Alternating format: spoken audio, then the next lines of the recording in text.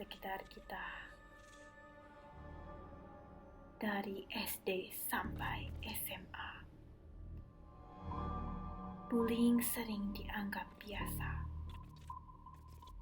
padahal kerap menelan korban jiwa.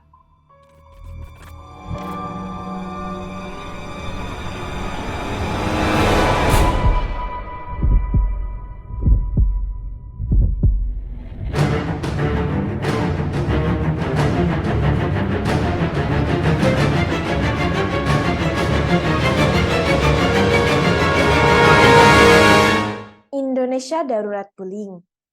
Ini keprihatinan Nadiem Makarim, Mendikbudristek kita. Apa yang bisa kita lakukan? Penelitian ini membuktikan salah satu cara efektif memberantas bullying di sekolah adalah dengan melatih peer counselor atau konselor sebaya. Bagaimana keberadaan konselor sebaya ini dapat memberantas bullying? Saya Khalila Askanura, saksikan ulasan selengkapnya sesaat lagi.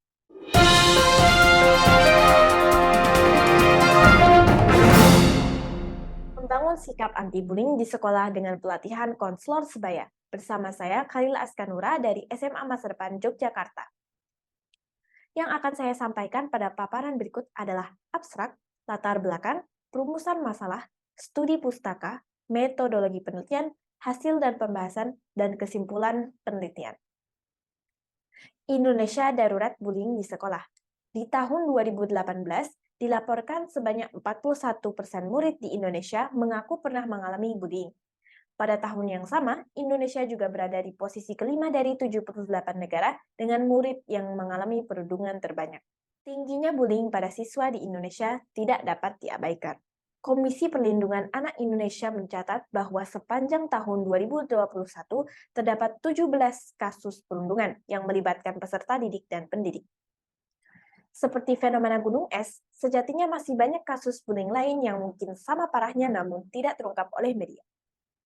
Tujuan dari karya ilmiah ini adalah melaporkan hasil penelitian tentang dampak pelatihan konselor sebaya terhadap sikap anti-bullying pada siswa SMA.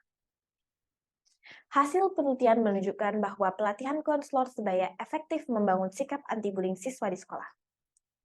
Sikap positif anti-bullying di sekolah ini diharapkan berdampak langsung mengurangi kasus perundungan. Studi pustaka. Supriyadi dan Setiawati mengembangkan sebuah modul penelitian konselor sebaya untuk meningkatkan kepercayaan diri dan kemampuan siswa dalam mempraktekkan skill konseling dasar guna membantu teman sebayanya dalam kehidupan sehari-hari. Hasilnya adalah sebuah modul yang efektif dan konten yang layak untuk meningkatkan kepercayaan diri dan skill konselor sebaya.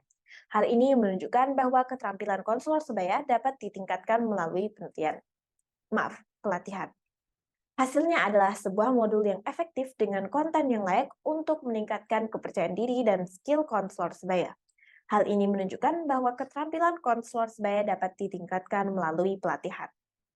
Apakah program pelatihan konselor sebaya pada penelitian ini dapat meningkatkan sikap positif terhadap kampanye anti-bullying pada siswa SMA?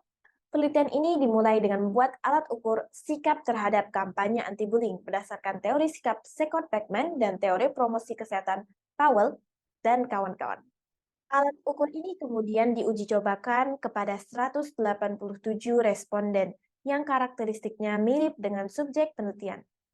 Tahap penelitian dilanjut dengan menyusun modul berdasarkan teori dan expert judgment. Modul disusun sesuai materi yang akan dibahas pada setiap sesi.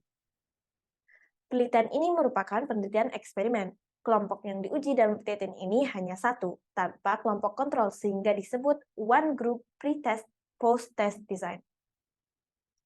Subjek dalam penelitian ini adalah remaja yang memenuhi kriteria subjek penelitian, yaitu remaja SMA yang berminat dan bersedia mengikuti seluruh program. Pengumpulan data dalam penelitian ini menggunakan skala sikap.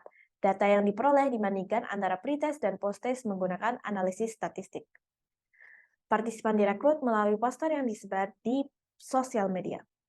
Hasil penelitian dianalisis dengan analisis statistik non-parametric Wilcoxon-Paired Sample T-Test.